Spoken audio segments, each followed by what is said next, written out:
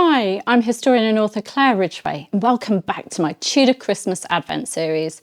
Today we're stepping into a palace that no longer stands, yet once held some of the most important Christmases of the Tudor age.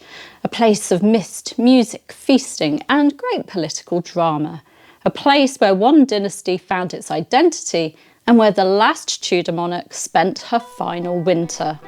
This is the story of Richmond Palace, once known as Shene, one of the most beloved winter retreats of the Tudor monarchs.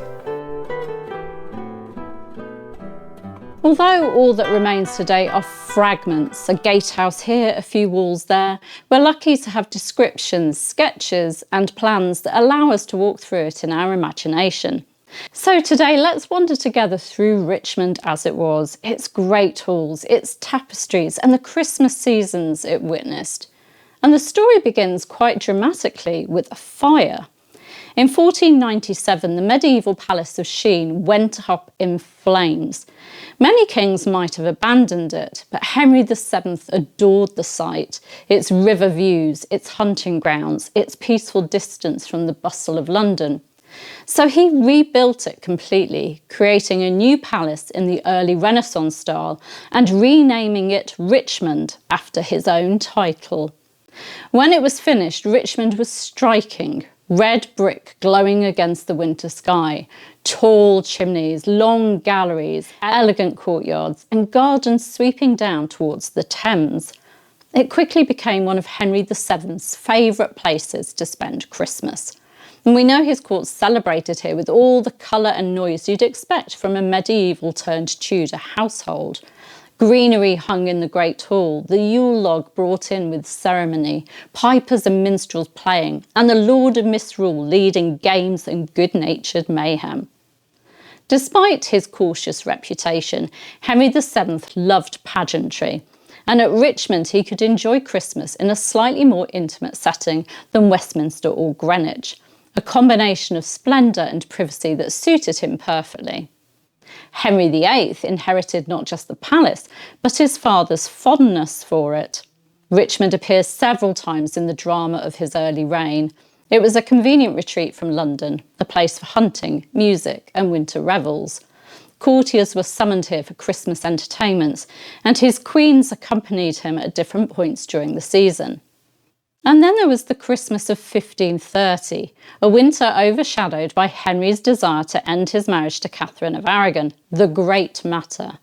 Envoys travelled back and forth to Richmond bearing news, suggestions and frustrations from Rome, while the king brooded over the future that he wanted with Anne Boleyn.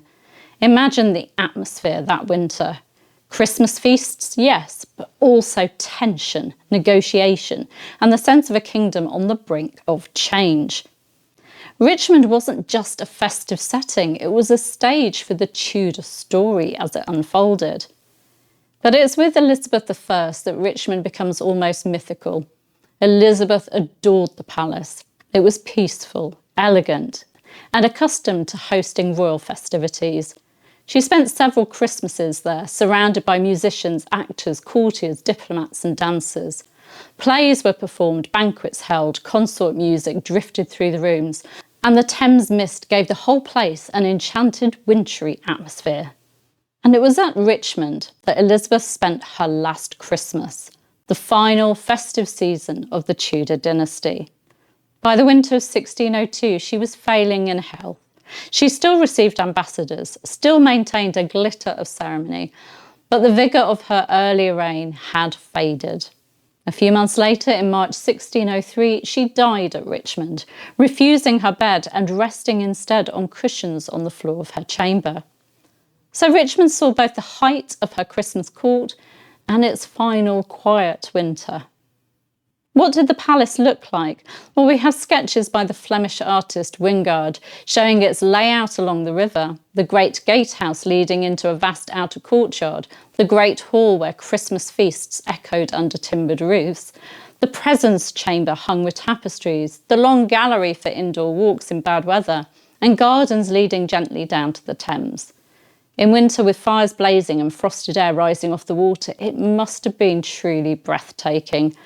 And it's strange to think that such a place could disappear but it did. After the Civil War, much of Richmond Palace was sold off stone by stone, tile by tile. By the late 17th century, almost nothing remained.